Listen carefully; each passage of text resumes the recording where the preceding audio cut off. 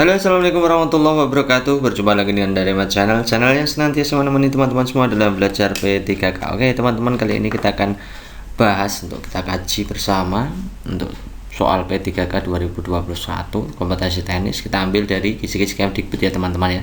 Silakan teman-teman simak baik-baik penjelasannya.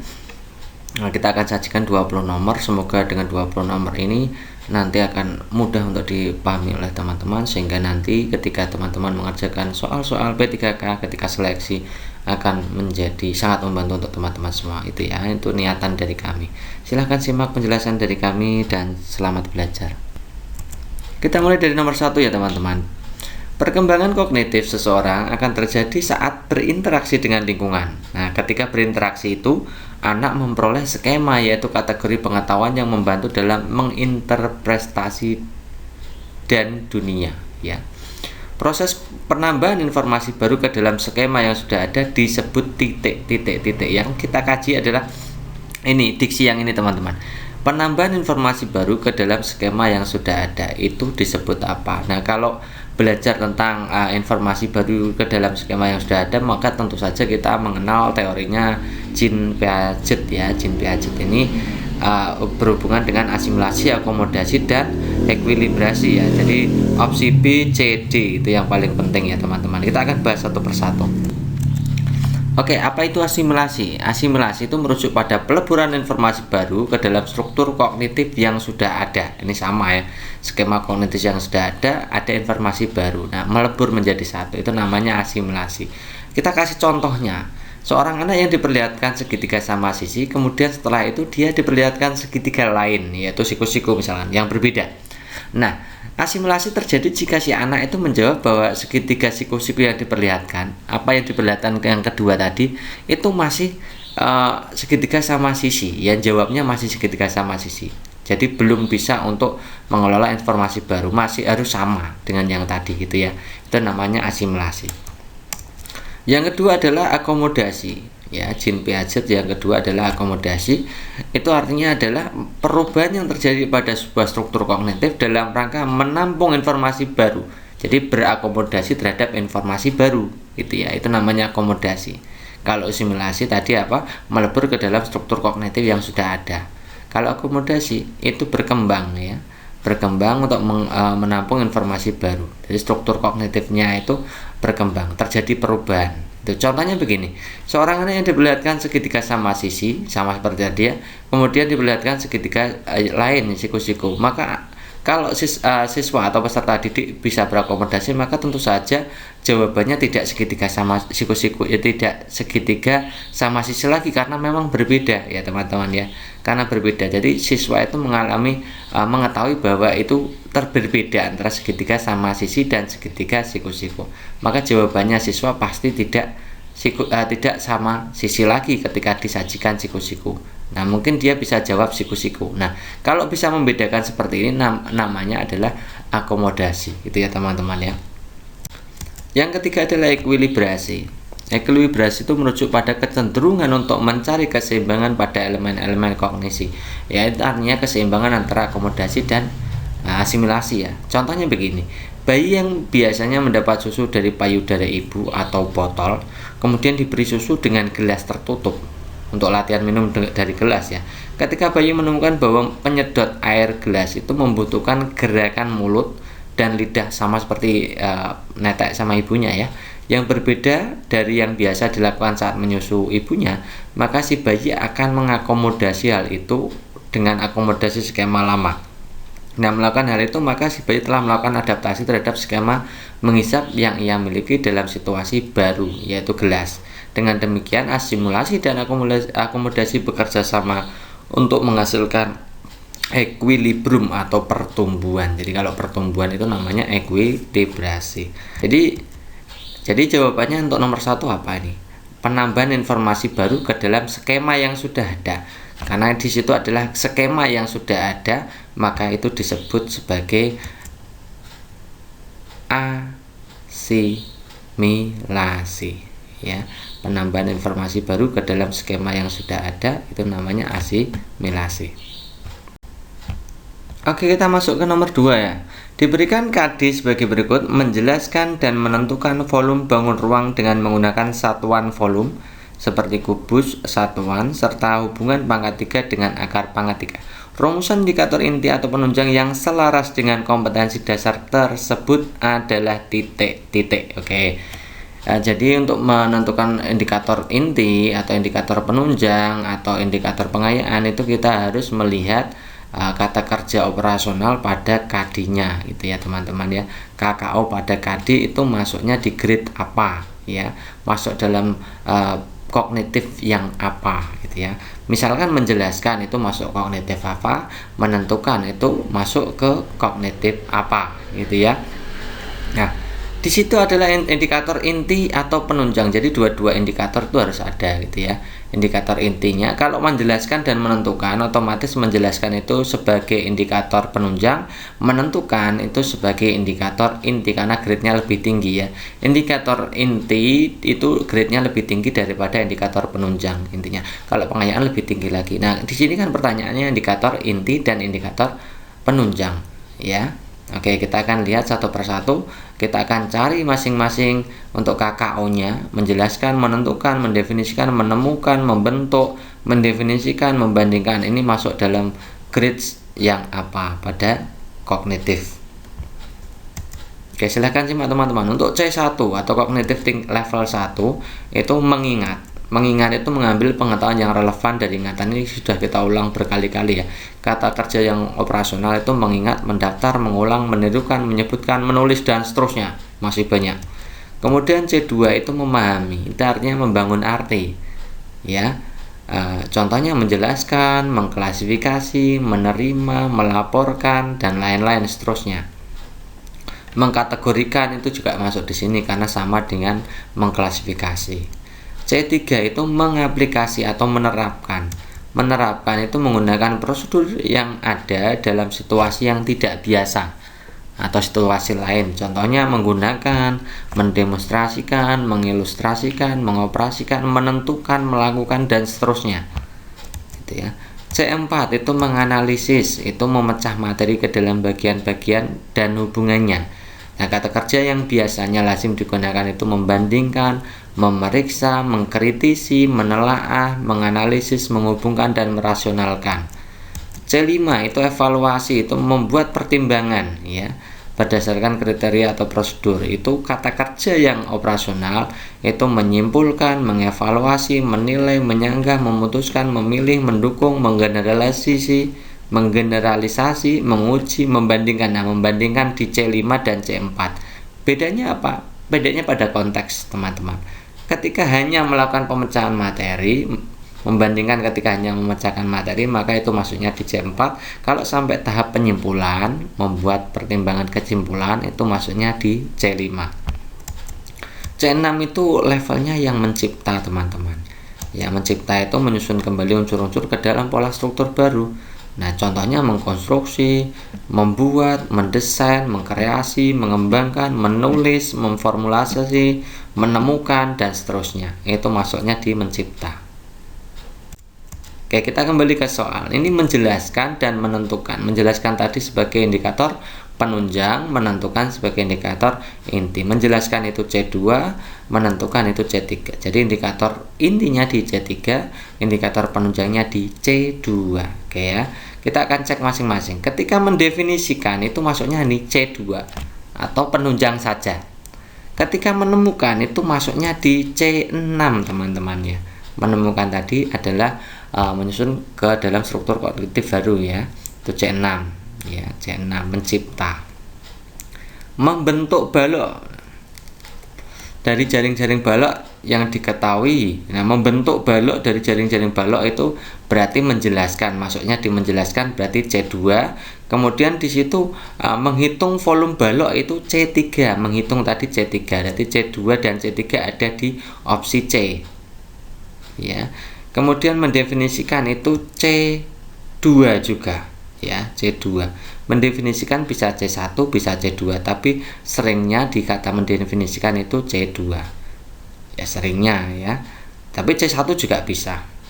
Kemudian membandingkan itu maksudnya di C4 dan C5. gitu ya teman-teman. Jadi jawaban yang paling tepat yang merupakan indikator inti penunjang itu berarti opsi C.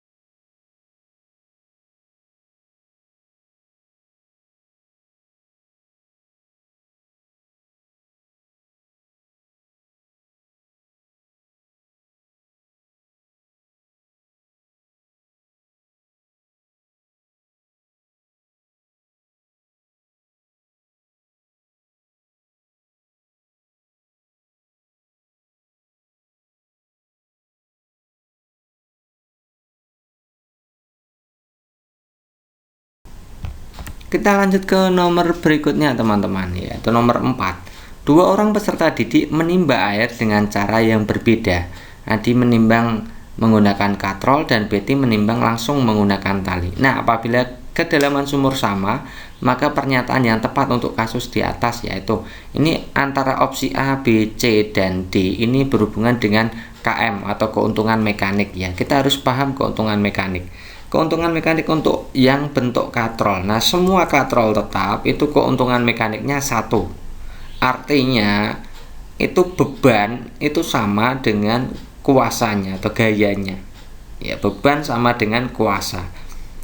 Ya, berat beban itu sama dengan berat gaya yang diberikan. Jadi sama saja, artinya sama saja, tidak ada keuntungan mekaniknya gitu ya. Keuntungan mekanik itu artinya beratnya beban sama dengan gaya yang ditarik oleh Adi itu ya. Sementara untuk yang dilakukan oleh Betty itu juga sama, itu bebannya juga sama dengan yang gaya yang ditarik. Lalu berbedanya di sebelah mana antara penggunaan katrol dengan menimba secara langsung? Itu hanya arah gayanya teman-teman ya, tidak mengubah berat bebannya atau berat kuasanya, tidak berubah sama sekali ya. Kuasanya dan gaya yang dibutuhkan sama, gaya yang dibutuhkan sama untuk menarik beban itu sama. Yang berbeda hanya apa? Hanya arah gayanya ya, arah gayanya yang berbeda. Jadi keuntungan mekanik dari Adi itu 1, keuntungan mekanik dari Betty juga 1, sama saja ya. Karena 1 sama-sama dengan 1, maka jawaban yang paling tepat adalah opsi D.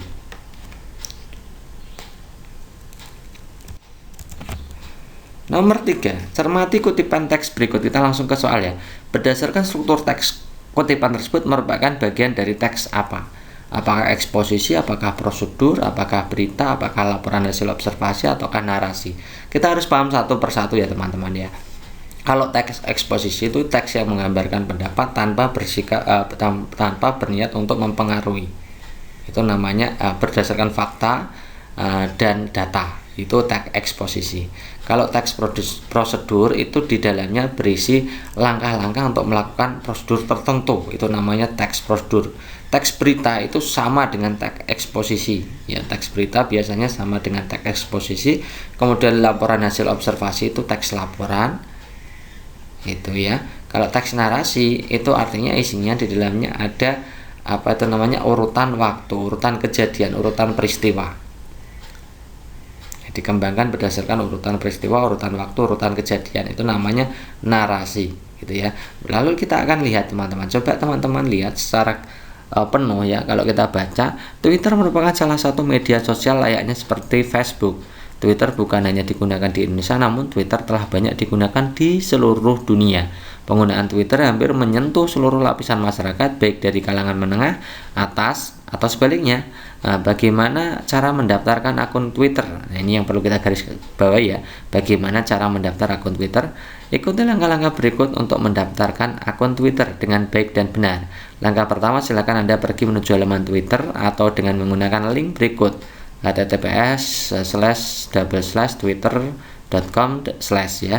Selanjutnya Anda akan melihat kolom-kolom untuk mendaftar Twitter.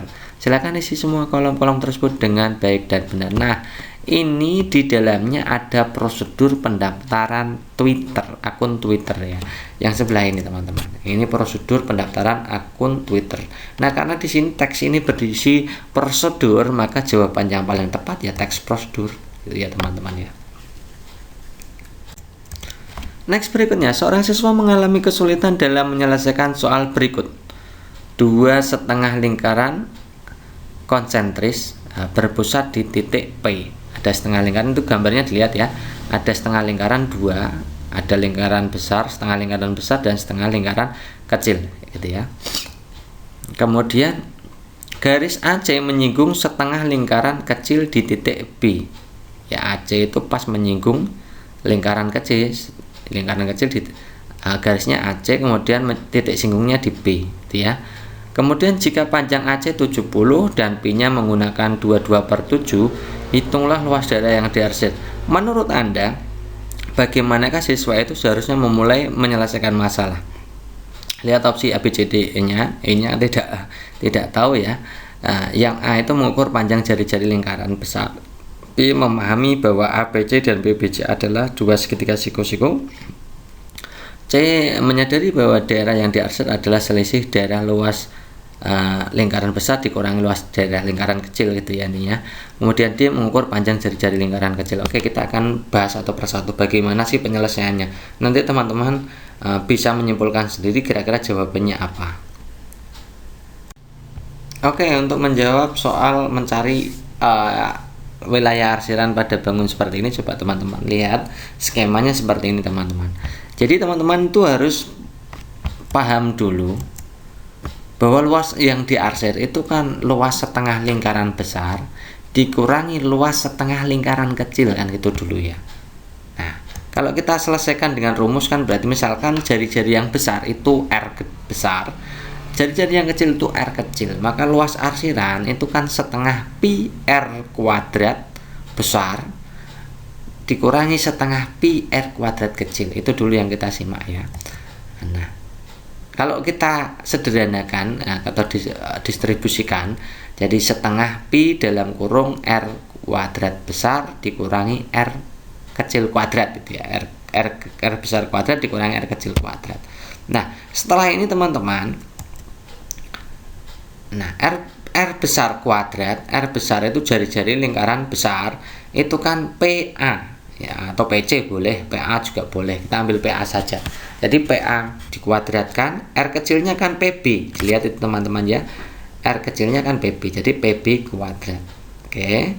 PA itu jari-jari lingkaran besar, PB itu jari-jari lingkaran kecil. Nah, setelah ini kira-kira bagaimana? Apa langsung bisa mengerjakan? Tidak teman-teman. Setelah ini maka kita harus mencari PA kuadrat dikurangi PB kuadrat, atau mencari selisih kuadrat jari-jari lingkaran besar dengan jari-jari lingkaran kecil, gitu ya. Selisih kuadratnya dicari dulu. Nah, caranya bagaimana? Kita lihat ini. Kita sadar bahwa APB dilihat ya, APB itu segitiga siku-siku kan. Karena segitiga siku-siku maka berlaku teorema Pitagoras. Ya. Nah, PA kuadrat yang panjang itu kan segitiga siku-siku, yang panjang kuadrat itu sama dengan PB kuadrat ditambah AB kuadrat, kan itu ya. Nah, maka PA kuadrat, PB nya kita oper, pindah ruas ya, jadi PA kuadrat dikurangi PB kuadrat sama dengan AB kuadrat, betul ya. Ya, berarti PA kuadrat dikurangi PB kuadrat hasilnya AB, karena AC-nya kan 70 itu teman-teman, dilihat itu. AC 70 berarti AB-nya kan setengahnya 35. Berarti 35 kuadrat. Maka PA kuadrat dikurangi PB kuadrat ketemunya 1225. Nah, kita ketemu ya. PA kuadrat dikurangi PB kuadrat itu ketemu. Nah, kita tinggal masukkan di sini. Jadi setengah kali 22/7 kali PA kuadrat dikurangi PB kuadrat hasilnya adalah 1225. Nah, kalau dihitung ternyata 1925, gitu ya teman-teman. Itu cara penyelesaiannya memang begitu. Pertama, kita sadari dulu bahwa luas arsiran itu luas setengah lingkaran besar dikurangi luas setengah lingkaran kecil.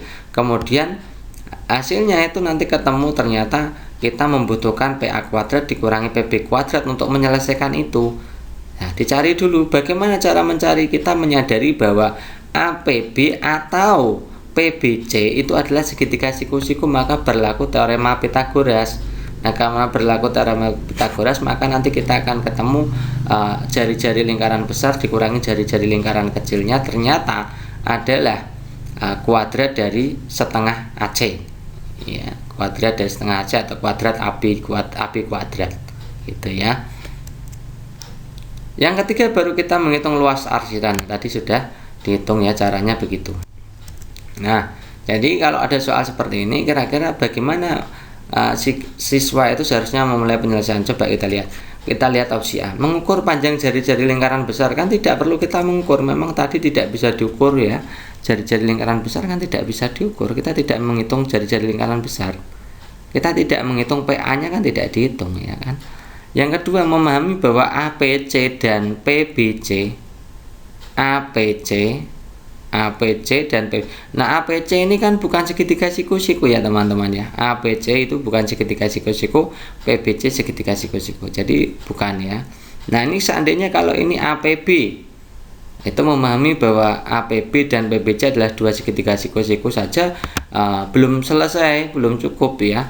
Kemudian kalau yang C, menyadari bahwa daerah yang diarsir adalah selisih luas daerah lingkaran besar dikurangi. Ini memang yang awal menjadi key-nya atau kuncinya.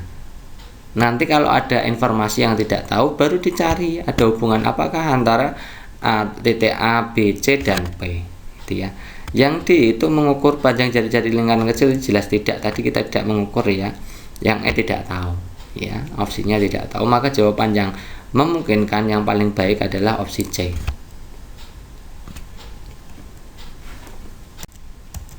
Berikutnya nomor 7. Perhatikan langkah-langkah metode ilmiah berikut. 1. Menemukan masalah. 2. Mengumpulkan data. 3. Membuat hipotesis. 4. Menemukan variabel penelitian. 5. Mengolah dan menganalisis data. Nah, Pak Amin sedang melakukan penelitian untuk memperbaiki pembelajaran. Secara urut langkah yang harus dilakukan yang mana? Nah, kita sudah belajar ini pada pedagogik ya. Pada pedagogik dulu itu kita sudah belajar tentang metode ilmiah. Jadi metode ilmiah itu secara panjangnya kalau kita tulis itu yang pertama adalah merumuskan masalah ya. Merumuskan masalah, kemudian menemukan hipotesis atau membuat hipotesis atau dugaan sementara, kemudian baru menetapkan variabel penelitian, kemudian menetapkan prosedur kerja ya, mengumpulkan data, mengolah data, menganalisis data, membuat kesimpulan, kemudian baru mengkomunikasikan hasil penelitian. Itu metode ilmiah yang ada di pedagogik dulu yang pertama. Video pedagogik bagi teman-teman yang belum menyaksikan video pedagogik keseluruhan, silakan teman-teman lihat dulu ya. Untuk pedagogik dari bab 1 sampai 6 silakan dipelajari dulu. Oke gitu ya. Jadi urut-urutannya seperti itu. Oke, kita lihat berarti menemukan atau merumuskan masalah itu nomor 1. Kemudian nomor 2-nya membuat hipotesis atau menemukan hipotesis itu nomor 2. Nomor 3-nya membuat variabel ya. Kemudian 4 itu mengumpulkan data, dan terakhir adalah melakukan pengolahan dan penganalisisan data. Jadi kalau kita urutkan itu berarti 1, 3, 4, 2, 5. 1, 3, 4, 2, 5. Itu jawaban yang paling tepat itu. Next, berikutnya nomor 8. Disajikan indikator pencapaian kompetensi. Siswa dapat menunjukkan posisi strategis Indonesia di negara-negara ASEAN melalui peta ASEAN. Contoh penilaian psikomotorik sesuai IPK. Ya, ini yang ditanyakan adalah penilaian psikomotorik ya teman-temannya, diingat ya. Oke, kita lihat ya. Di situ kalau yang opsi A itu tuliskan nama-nama negara ASEAN disertai dengan ibu kota, itu jelas kognitif ya. Kognitif C1, kognitif terendah itu C1. Itu berarti bukan psikomotorik ya. Teman-teman harus paham. Lalu dari mana itu paham? Lihat teman-teman, tadi kita sudah bahas untuk KKO-nya, kata kerja operasionalnya menulis, itu masuknya kognitif C1 ya. Kemudian jelaskan itu artinya menjelaskan. Menjelaskan itu berarti kognitif C2. Buatlah, nah ini buatlah itu berarti psikomotorik ya. Buatlah itu psikomotorik, psikomotorik levelnya P2 ya. Kemudian jelaskan itu berarti masuknya kognitif C2. Bagi teman-teman yang kurang paham untuk kognitif, psikomotorik, afektif, silakan teman-teman pelajari video sebelumnya. Video-video sebelumnya tentang pedagogi itu kita sudah belajar itu semua. Ya, bagi yang baru bergabung silahkan pelajari seluruh soal P3K dari awal sampai akhir ini. Saya kira nanti kalau dipelajari dari awal itu semuanya ada. Bagaimana kalau ingin list videonya? List videonya teman-teman itu tidak perlu list video ya, lihatnya ya.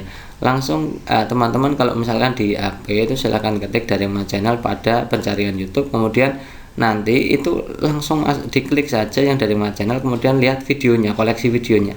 Di situ ada semua, gitu ya. Banyak yang tanya ini minta list videonya tinggal dipilih di situ, banyak ya. Oke, yang itu tunjukkan pada peta posisi strategis. Ini menunjukkan itu juga psikomotorik P2, gitu ya. Lalu kita pilih yang mana, opsi C atau opsi E yang psikomotorik. Kita lihat dulu, ini menunjukkan teman-teman ya, menunjukkan. Kalau membuat ya membuat, ya. Itu karena menunjukkan, maka yang paling relevan adalah opsi E.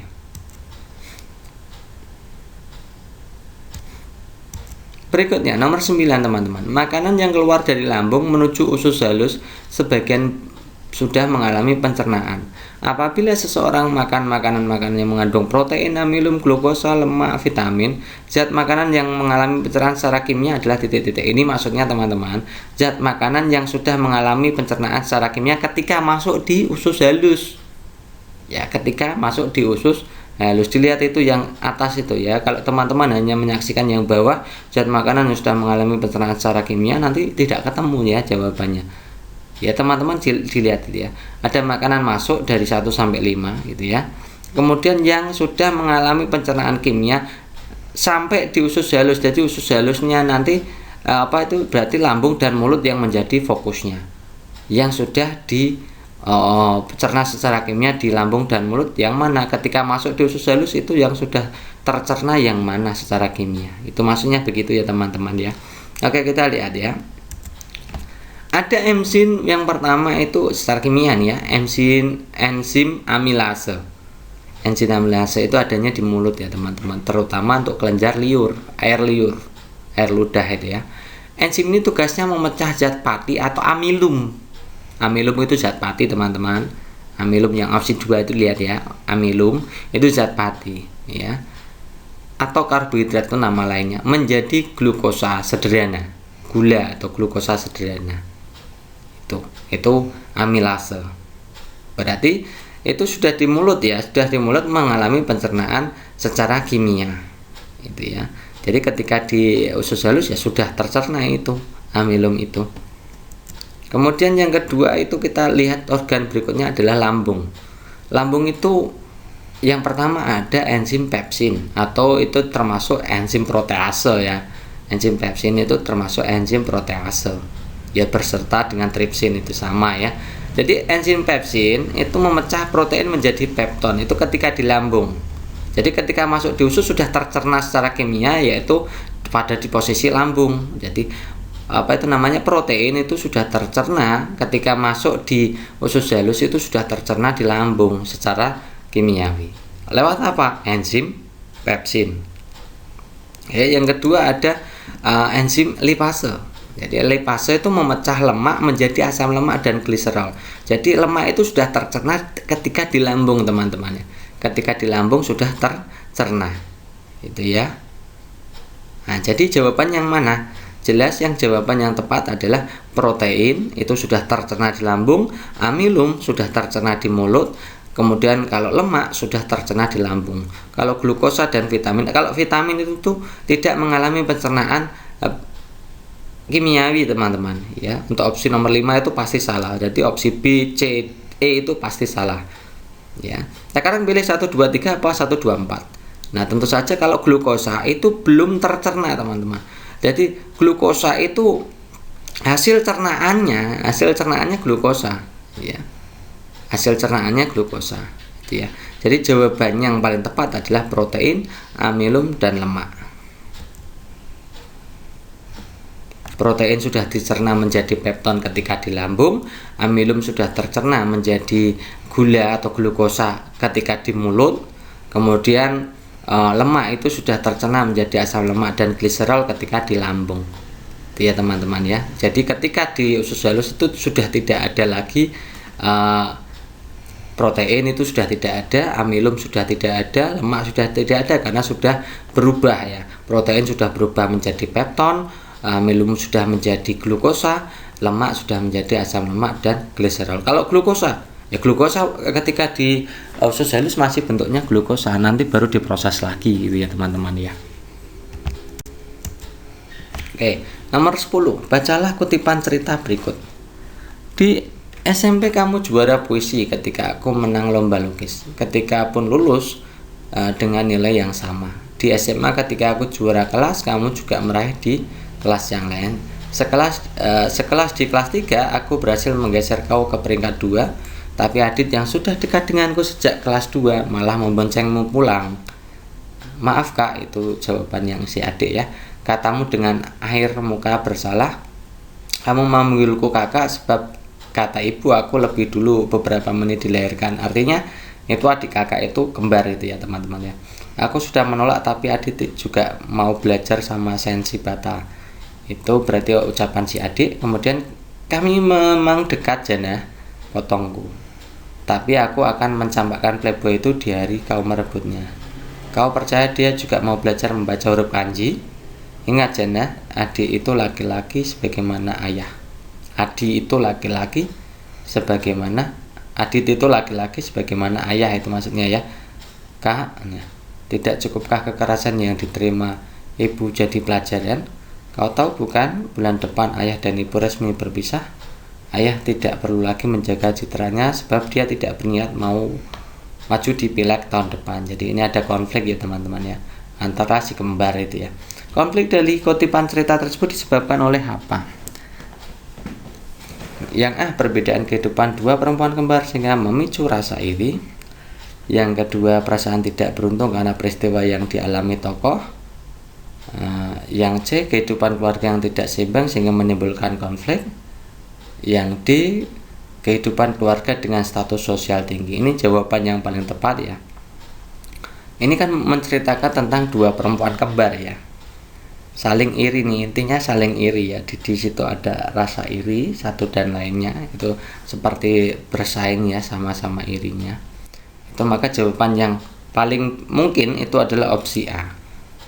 Opsi A dan opsi C sama-sama baik ya, tapi yang paling mungkin karena di situ ada perbedaan kehidupan dua perempuan kembar, ini berarti yang paling masuk adalah opsi A. Next, nomor berikutnya nomor 11 teman-teman. Sebuah persegi panjang diketahui perbandingan panjang dan lebarnya adalah 7:5. Jika kelilingnya adalah 96, maka luas daerah persegi panjang tersebut adalah berapa? Coba teman-teman, bagaimana cara menyelesaikan soal seperti ini? Sebenarnya mudah sekali ya teman-teman ya. Kita pertama tuliskan dulu perbandingannya, kan panjang dibanding lebar itu 7:5 gitu ya. Silahkan simak ya. Simak baik-baik, ini mudah sebenarnya teman-teman ya. Jadi jangan menganggap teman-teman itu tidak bisa, ini mudah. Jadi motivasi dalam diri bahwa soal-soal seperti ini mudah ya. Oke, panjang dibanding lebar itu 7:5 gitu ya. Kemudian berarti kita anggap saja panjangnya itu 7x gitu, lebarnya adalah 5x gitu ya. Nah kemudian kita tahu bahwa keliling itu kan rumusnya kan 2 dalam kurung panjang ditambah lebar, kan itu keliling dari persegi panjang gitu ya. Nah kelilingnya kita masukkan, kelilingnya kan 96, jadi 96 sama dengan 2 dalam kurung panjangnya kan 7x, lebarnya 5x, jadi 96 sama dengan 2 dalam kurung 7x tambah 5x. Nah 7x tambah 5x berapa teman-teman? Kan 12x kan gitu ya. Jadi 96 itu sama dengan 2 dikalikan 12x. Oke, 2 kali 12x ketemunya kan 24x gitu ya. Berarti x-nya itu 96 kita bagi dengan 24. Nah 96 kita bagi 24 ketemunya adalah 4. 4 gitu ya. X-nya ketemu 4 teman-teman ya, baru kita cari P. P-nya kan 7X, jadi 7 kali 4 gitu ya. 7 kali 4 itu 28. Lebarnya 5X, berarti 5 kali 4 ketemunya 20 gitu ya. 20. Berarti luasnya berapa? Luas dari persegi panjang kan rumusnya panjang kali lebar. Panjangnya sudah diketahui 28, lebarnya 20. Berarti kita tinggal hitung 28 kali 20, ketemunya adalah 560. Jadi jawaban yang paling tepat adalah 560 gitu ya teman-teman ya. Nomor 12. Asal mula Pancasila sebagai dasar negara telah melalui pembahasan yang panjang, dimulai pada persidangan BPUPKI dan akhirnya ditetapkan oleh PPKI menjadi dasar negara. Dengan demikian, jika ditinjau dari awal mula atau sebab terjadinya, maka Pancasila telah memenuhi syarat sebagai kausalitas ini. Apakah finalis, prima, efisien, materialis, atau formalis? Jadi kita harus bahas dulu ya teman-teman ya, kausa pada Pancasila itu ada 4. Ini langsung saja saya buatkan ringkasan yang sederhana supaya teman-teman itu paham. Jadi kausa dalam Pancasila itu ada 4. Kausa yang pertama adalah kausa materialis. Ya, kausa materialis itu berhubungan dengan materi atau asal bahan. Ini kausa materialis artinya asal bahan Pancasila. Kalau ini hubungannya dengan Pancasila ya asal bahan Pancasila. Jadi Pancasila itu digali dari adat kebiasaan, kebudayaan, dan agama bagi bangsa Indonesia. Awal mula ya, itu dari adat kebiasaan, kebudayaan, dan agama. Itu asal mula bahan Pancasila itu dibentuk dari situ ya, apa yang sudah ada di Indonesia itu ya, makanya disebut kausa materialis ya.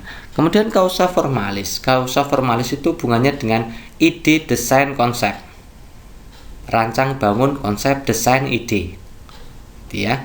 Jadi kausa formalis itu formulasi hasil pemikiran dari para anggota BPUPKI ya. Ada Presiden Soekarno 1 Juli 45 gitu ya. Kemudian formulasi dan pengesahan pendatangan Piagam Jakarta, Panitia 9 diterima dan seterusnya ini ya. Ini semuanya adalah hasil pemikiran dari beberapa founding father kita. Ya, yang menjadi kunci kausa formalis adalah rancang bangun, konsep, desain, formulasi pemikiran itu ya. Dari founding father kita atau pendiri bangsa kita, itu namanya kausa formalis. Ingat ya teman-teman, kalau formalis hubungannya dengan ide, pemikiran, hasil pemikiran, rancang bangun, ide, konsep, desain itu ya. Kalau kausa finalis itu hubungannya dengan tujuan. Jadi tujuan Pancasila itu untuk apa sih? Nah ternyata Pancasila itu dibuat atau dibentuk itu sebagai dasar filsafat, sebagai filosofi Grundzüge, sebagai Wesson Chow, sebagai Worldwide ya, dan lain-lain ya, banyak sekali itu ya. Oke, yang terakhir adalah kausa efisien. Kausa efisien itu asal mula sebab. Jadi kalau asal mula bahan itu namanya materialis, kalau asal mula sebab yang menimbulkan akibat itu subjeknya yang membuat, itu artinya teman-teman. Subjek yang membuat. Misalkan membuat kursi itu subjeknya siapa? Isi pembuat kursi. Gitu. Asalnya dari apa? Misalkan kalau kursi itu kan kayu, paku, cat itu menjadi kursi gitu ya. Kalau yang membuat siapa? Ya yang pembuat kursi ya. Kalau Pancasila asal mula sebab yang membuat siapa? PPKI gitu ya. Asal mulanya PPKI yang membuat itu ya. Oke, jadi kalau kausa efisien itu asal mula sebab, kalau kausa materialis asal mula bahan, kalau kausa formalis desain, konsep, formulasi pikiran, kalau kausa finalis tujuan. Itu teman-teman yang perlu dihafalkan itu. Oke, kita berarti bisa jawab di sini adalah yang ditanyakan adalah asal mula sebab. Asal mula sebab berarti masuknya di kausa efisien. Next, berikutnya nomor 13. Bu Lasmi akan menyampaikan materi dengan KD melisankan puisi hasil karya pribadi dengan lafaz, intonasi, ekspresi yang tepat sebagai bentuk ungkapan diri. Agar materi tersampaikan dengan lengkap, materi yang harus disampaikan Bu Lasmi adalah titik-titik. Jadi di situ itu ada kata-kata melisankan, berarti hubungannya dengan keterampilan ya. KD 4 itu keterampilan.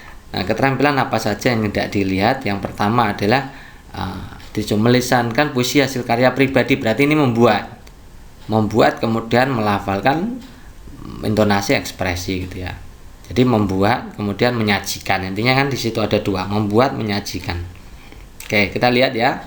Opsi A, fungsi puisi. Nah, di situ adalah melisankan puisi, jadi tidak ada hubungannya. Ini kalau yang fungsi puisi berarti KD-nya harusnya 3 bukan 4 ya.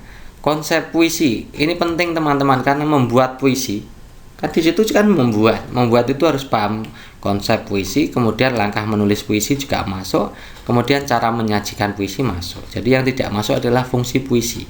Kalau fungsi puisi itu masuknya di pengetahuan, bukan keterampilan gitu ya. Kemudian konsep pembacaan puisi, ini konsep pembacaan puisi ini tidak masuk, karena konsep pembacaan puisi ini masuknya di cara penyajian. Jadi tidak ada konsep pembacaan puisi, tidak ada ya. Unsur pembangun puisi itu penting untuk membuat puisi. Langkah menulis puisi itu penting ya. Memfaraterlasekan ini juga tidak digunakan ya, karena di sini hanya melisankan atau menyajikan. Jadi tidak mungkin ini kalau menyajikan ya, ini langkah-langkah ini masuk ya. Memfaraterlasekan tidak ya tadi ya. Kalau konsep puisi ya, unsur pembangun puisi ya, langkah menulis puisi ya, menyajikan puisi ya. Ini yang opsi D masuk semua. Konsep pembacaan puisi ini tidak ada. Unsur pembangun puisi ini penting, ini juga penting. Jadi jawaban yang paling tepat adalah opsi D. Oke, soal berikutnya teman-teman. Dalam RPP yang disusun oleh guru terdapat indikator pencapaian kompetensi membedakan gaya dorong dan gaya tarik suatu benda. Nah, kegiatan inti pembelajaran yang dilakukan guru agar peserta didik dapat mencapai kompetensi tersebut adalah titik-titik. Nah, teman-teman, untuk menjawab soal seperti ini, teman-teman harus memperhatikan opsi A sampai E. Mana yang paling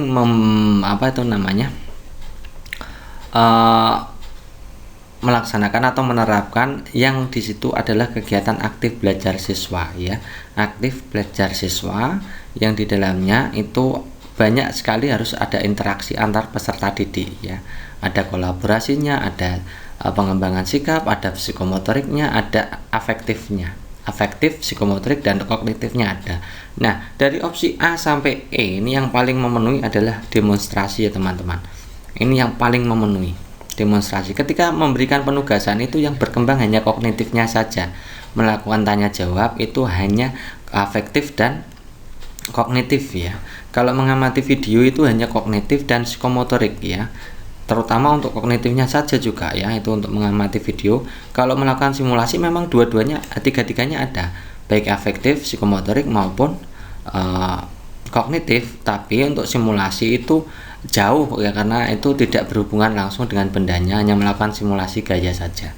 Jadi jawaban yang paling tepat adalah opsi B. Nomor 15, perencanaan pembelajaran di saat pandemi COVID-19 memaksa guru untuk menyesuaikan dengan kaedah-kaedah pembelajaran dari pengembangan lembar kegiatan peserta didik atau LKPD sebagai pedoman belajar siswa dalam pembelajaran daring. Pengembangannya dilakukan oleh guru menggunakan prinsip apa? Ya, jadi opsi A sampai ini berhubungan dengan prinsip pengembangan RPP. Ini teman-teman harus paham dulu ya. Prinsip pengembangan RPP itu seperti apa? Coba kita lihat. Nah, ini langsung saja saya buatkan ringkasan yang sederhana supaya teman-teman itu paham.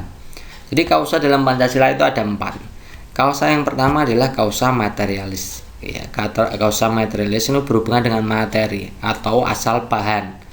Ini kausa materialis artinya asal bahan Pancasila. Kalau ini hubungannya dengan Pancasila ya asal bahan Pancasila. Jadi Pancasila itu digali dari adat kebiasaan, kebudayaan, dan agama bagi bangsa Indonesia. Awal mula ya, itu dari adat kebiasaan, kebudayaan, dan agama. Itu asal mula bahan Pancasila itu dibentuk dari situ ya, apa yang sudah ada di Indonesia itu ya, makanya disebut kausa materialis ya. Kemudian kausa formalis. Kausa formalis itu hubungannya dengan ide, desain, konsep, rancang bangun konsep, desain, ide ya. Jadi kausa formalis itu formulasi hasil pemikiran dari para anggota BPUPKI ya. Ada Presiden Soekarno 1 Juli 45 gitu ya. Kemudian formulasi dan pengesahan pendatangan Piagam Jakarta, Panitia 9 diterima dan seterusnya ini ya. Ini semuanya adalah hasil pemikiran dari beberapa founding father kita. Ya, yang menjadi kunci kausa formalis adalah rancang bangun konsep desain, formulasi pemikiran itu ya. Dari founding father kita atau pendiri bangsa kita. Itu namanya kausa formalis. Ingat ya teman-teman, kalau formalis hubungannya dengan ide pemikiran, hasil pemikiran, rancang bangun, ide konsep, desain. Itu ya. Kalau kausa finalis itu hubungannya dengan tujuan. Jadi tujuan Pancasila itu untuk apa sih? Nah, berikutnya nomor 4 itu berorientasi kekinian. Artinya apa? Artinya pembelajaran yang berorientasi pada ilmu pengetahuan, perkembangan ilmu pengetahuan di masa kini ya. Bukan masa jadul dulu ya, tidak gaptek lagi, harus lebih gaul, melek informasi kan zaman sekarang begitu ya. Kita harus juga well informed ya, kemudian selalu update ilmu pengetahuannya ada gitu ya. Termasuk teori-teori prakteknya harus update ya, berorientasi kekinian. Jangan sampai menggunakan contoh-contoh seperti yang dulu, misalkan ini Ibu Budi itu kan masa lalu ya. Sekarang namanya bukan Budi lagi, sudah jarang dipakai, gunakan nama lain misalkan itu ya.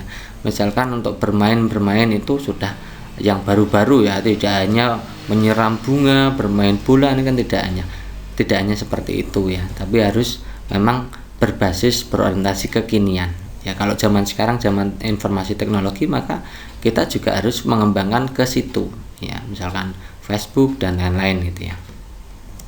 Kemudian kemandirian belajar ini dalam membuat RPP itu kita harus berani untuk mendorong siswa dalam berani menentukan tujuan-tujuan belajarannya, mengeksplorasi hal-hal yang ingin diketahui, memanfaatkan berbagai sumber belajar termasuk LKPD tadi kan sebagai sumber belajar untuk memicu kemandirian belajar siswa ya, mampu menjalin kerjasama, berkolaborasi dengan siapapun ya. Intinya kemandirian belajar itu seperti itu teman-teman ya.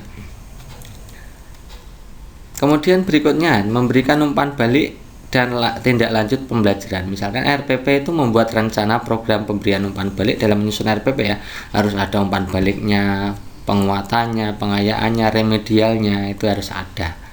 Kemudian yang ke-7 itu harus terhubung ya, harus match, harus koheren antara kompetensi inti, kompetensi dasar, dan indikator yang dikembangkan. Jadi RPP kan berdasarkan 3 itu ya. Nah, itu. Kemudian yang terakhir memanfaatkan teknologi informasi komunikasi. Artinya apa? Kegiatan pembelajaran dalam RPP itu disusun dengan mempertimbangkan penerapan TIK ya, terintegrasi, sistematis, efektif, sesuai dengan situasi kondisi ya. Sebagai contoh, ketika guru menugasi siswa mengeksplorasi sumber-sumber pengetahuan lewat internet misalkan itu, guru harus bisa menunjukkan kepada siswa alamat-alamat situs web atau tautan atau link yang mengarahkan siswa pada sumber belajar yang jelas, benar, dan bertanggung jawab. Itu namanya memanfaatkan teknologi informasi dan komunikasi. Nah, dari 8 tadi, mana yang untuk menunjukkan seperti ini teman-teman? Kita sudah bahas tadi ya. Ini adalah LKPD sebagai pedoman belajar siswa. Nah, pedoman belajar siswa, pembuatan LKPD ini tujuannya adalah untuk mengembangkan kemandirian. Tadi kita sudah bahas ya, kalau mengembangkan kemandirian berarti nanti menumbuhkan siswa untuk kreatif ya, berkreasi, menentukan tujuan pembelajarannya sendiri, bereksplorasi ya, secara mandiri. Nah, itu masuknya LKPD di situ teman-teman. Jadi jawaban yang paling tepat opsi A, mengembangkan kemandirian. Kenapa tidak berbasis teknologi informasi? Di situ tidak ada keterangan di situ ya. Biasanya kalau berbasis teknologi informasi itu hubungannya dengan internet, ya semacamnya ya. Di sini hanya pembelajaran daring ya, pembelajaran daring tapi menggunakan media LKPD. Jadi masuknya tetap mengembangkan kemandirian, bukan berbasis teknologi informasi. Nomor 16, seorang guru ingin mengetahui kemampuan siswa dalam mengatur mengelola perbedaan pendapat dalam kelompok. Nah, penilaian otentik holistik yang dapat dipilih guru adalah titik-titik. Kita harus paham ya, ini teman-teman harus memahami struktur pertanyaannya. Di situ yang tertera hanya mengetahui kemampuan siswa dalam mengatur mengelola perbedaan pendapat dalam kelompok. Nah, kalau bentuknya list, checklist untuk menilai teman, maka nanti jawabannya harusnya penilaian antar teman. Ya, tapi di situ tidak ada keterangan seperti itu, maka kita harus paham masing-masing ya. Kalau yang pertama itu penilaian kinerja. Penilaian kinerja itu untuk menguji satu itu mempraktikkan kemampuan membuat suatu produk ya, keterampilan membuat produk, praktik membuat produk. Ini kan ada prosesnya, kemudian juga hasilnya, produknya seperti apa. Kira-kira kalau seperti ini itu mengatur mengelola perbedaan pendapat tidak? Ya tentu saja tidak, karena penilaian kinerja itu bisa dilakukan dengan cara mandiri gitu ya, bisa ya. Tapi yang fokusnya adalah kalau penilaian kinerja itu hubungannya dengan penilaian proses dan penilaian produk. Jadi bukan. Kemudian yang kedua itu pertanyaan terbuka. Pertanyaan terbuka itu punya tujuan, yaitu pertama itu memulai diskusi, itu dengan pertanyaan terbuka bisa. Kemudian mengetahui bagaimana pemikiran para peserta didik, ini hubungannya dengan pendapat, perbedaan pendapat ya. Kemudian mengajak orang untuk terbuka terhadap perbedaan pendapat, masuk ya. Kemudian mengajak kelas untuk memikirkan apa yang telah dipelajari. Nah, ini yang paling tepat adalah pertanyaan terbuka.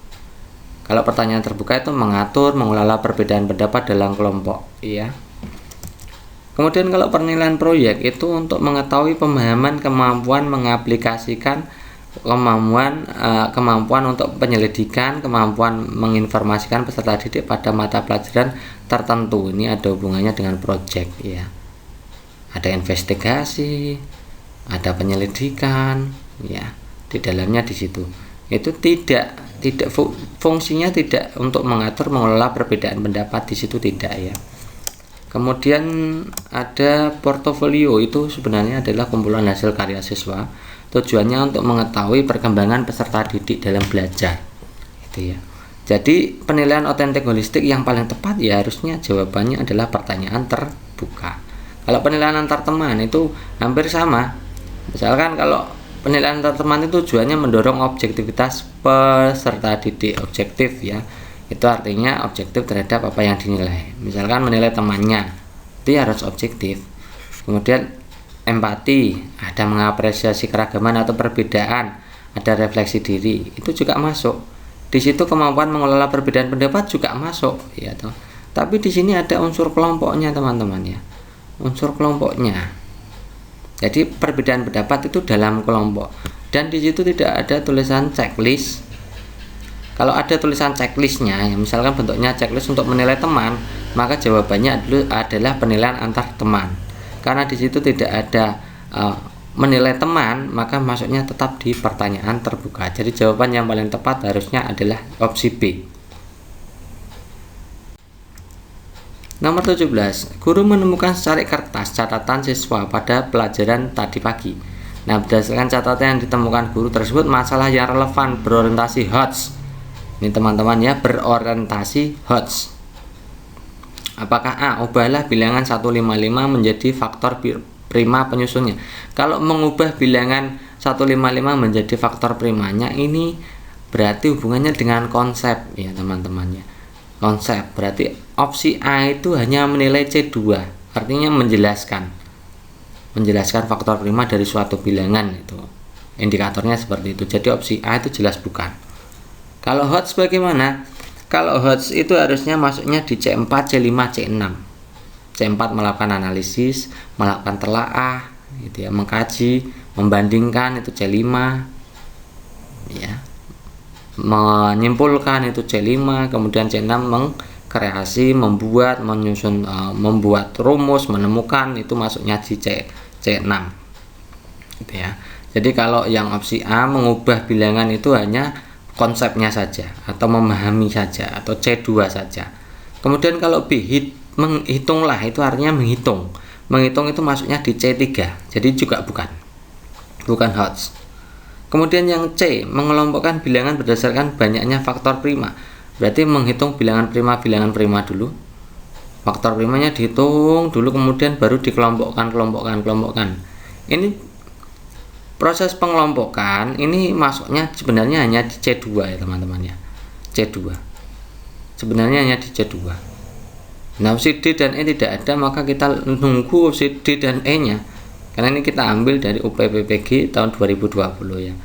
Kalau opsi D dan E itu masuknya hanya di C2, C1, C3, itu berarti juga bukan, maka jawaban yang paling tepat opsi C.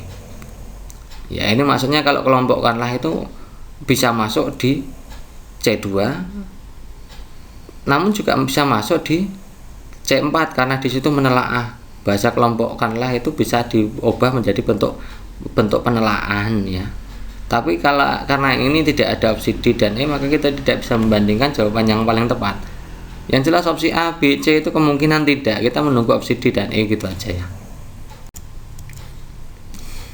Nomor 18. Dalam pembelajaran IPS pendidikan dasar, yaitu di sekolah dasar maupun di sekolah menengah pertama, berdasarkan pengalaman guru selalu menyampaikan materi dengan menggunakan metode konvensional.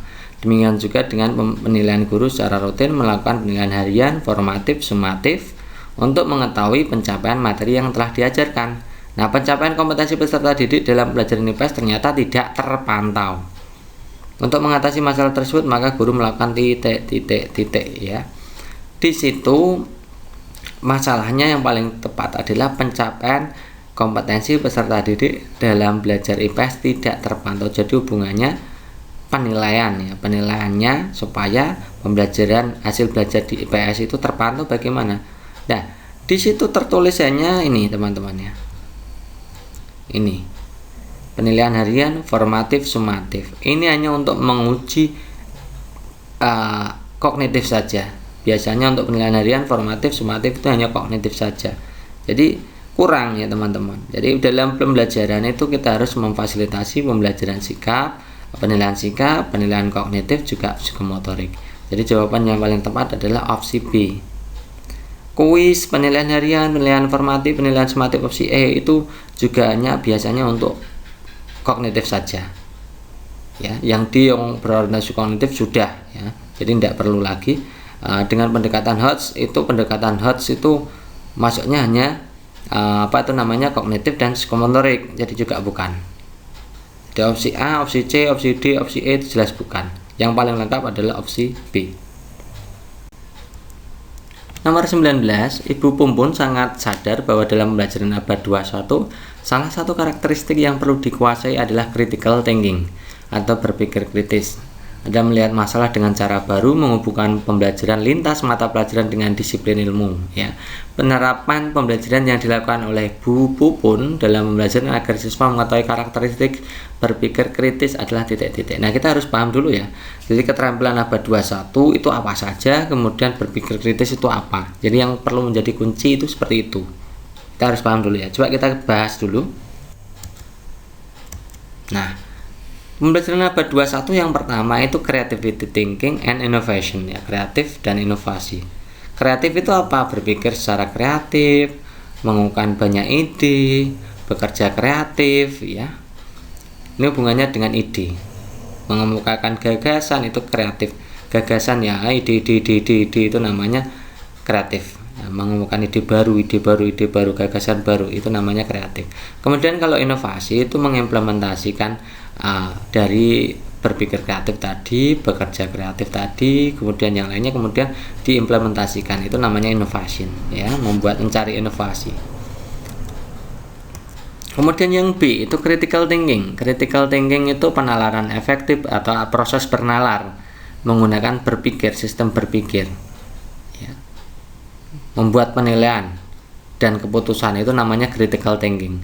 Critical thinking itu cirinya ada 3: penalaran efektif, menggunakan sistem berpikir, membuat penilaian dan keputusan. Kemudian kalau problem solving itu memecahkan masalah gitu ya. Kemudian komunikasi dan kolaborasi. Komunikasi itu berkomunikasi secara jelas, mengemukakan gagasan secara jelas gitu ya. Kalau kolaborasi itu bekerja sama dalam kelompok biasanya gitu ya. Kemudian kalau yang berikutnya adalah D itu informasi, media, teknologi, skill. Ayo. Itu artinya mengakses, mengevaluasi informasi, menggunakan, menata informasi, menganalisis, menghasilkan media, mengaplikasikan teknologi secara efektif.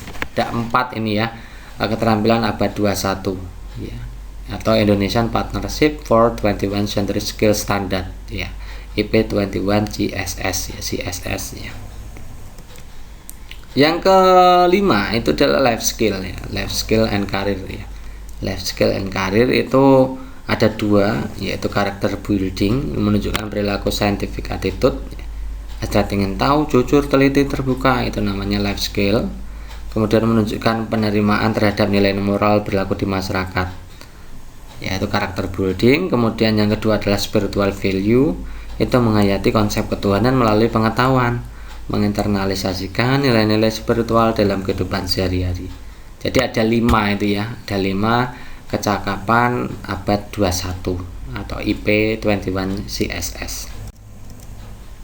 Nah, di sini kita akan bahas opsi A sampai E ya.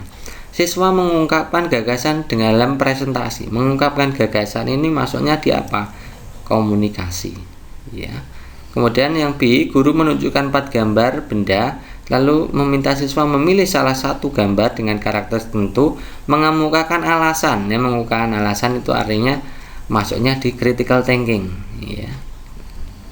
Kemudian guru menugaskan kelompok untuk membuat sebuah poster. Ini menugaskan kelompok, penugasan kelompok ini mengedepankan collaboration. Guru membuat soal latihan untuk mendorong anak memecahkan masalah, itu problem solving, gitu ya. Mengerjakan soal tipe HOTS ini juga problem solving. Jadi mana yang termasuk critical thinking? Yang opsi B. Terakhir nomor 20 teman-teman, kita bahas 20 dulu ya. Berbagai bentuk pelanggaran HAM pernah terjadi di Indonesia. Pelanggaran HAM bisa berbentuk pelanggaran HAM berat, ringan, kemudian peristiwa penghinaan terhadap kepala negara karena terprovokasi termasuk dalam pelanggaran HAM apa? Apakah berat atau ringan? Kita harus bahas dulu ya teman-teman ya. Nomor 3, cermati kutipan teks berikut. Kita langsung ke soal ya. Berdasarkan struktur teks, kutipan tersebut merupakan bagian dari teks apa? Apakah eksposisi, apakah prosedur, apakah berita, apakah laporan hasil observasi, ataukah narasi? Kita harus paham satu persatu ya teman-teman ya. Kalau teks eksposisi itu teks yang menggambarkan pendapat tanpa berniat untuk mempengaruhi. Itu namanya berdasarkan fakta dan data. Itu teks eksposisi. Kalau teks prosedur itu di dalamnya berisi langkah-langkah untuk melakukan prosedur tertentu. Itu namanya teks prosedur. Teks berita itu sama dengan teks eksposisi. Ya, teks berita biasanya sama dengan teks eksposisi. Kemudian laporan hasil observasi itu teks laporan. Itu ya. Kalau teks narasi itu artinya isinya di dalamnya ada apa itu namanya urutan waktu, urutan kejadian, urutan peristiwa. Dikembangkan berdasarkan urutan peristiwa, urutan waktu, urutan kejadian. Itu namanya narasi, gitu ya. Lalu kita akan lihat teman-teman. Coba teman-teman lihat secara penuh ya. Kalau kita baca, Twitter merupakan salah satu media sosial layaknya seperti Facebook. Twitter bukan hanya digunakan di Indonesia, namun Twitter telah banyak digunakan di seluruh dunia. Penggunaan Twitter hampir menyentuh seluruh lapisan masyarakat. Jadi kalau di sini penghinaan terhadap kepala negara ini masuknya di HAM ringan teman-teman, tidak ada hubungannya dengan penghilangan nyawa ya. Jadi jawaban yang paling tepat adalah opsi E. Oke, itu dulu teman-teman 20 nomor yang kita bahas panjang lebar ya. Semoga untuk pembelajaran kali ini bermanfaat untuk teman-teman, dan bagi teman-teman yang belum memiliki e-book untuk belajar mandiri di rumah ya, sebagai persiapan bekal P3K, silahkan teman-teman pesan e-book ya, murah ya, berdasarkan tryoutnya hanya 55.000. silahkan pesan di kolom deskripsi ya, di deskripsinya nanti kita sediakan link untuk pemesanan ya. Cukup sekian, terima kasih dan assalamualaikum warahmatullahi wabarakatuh.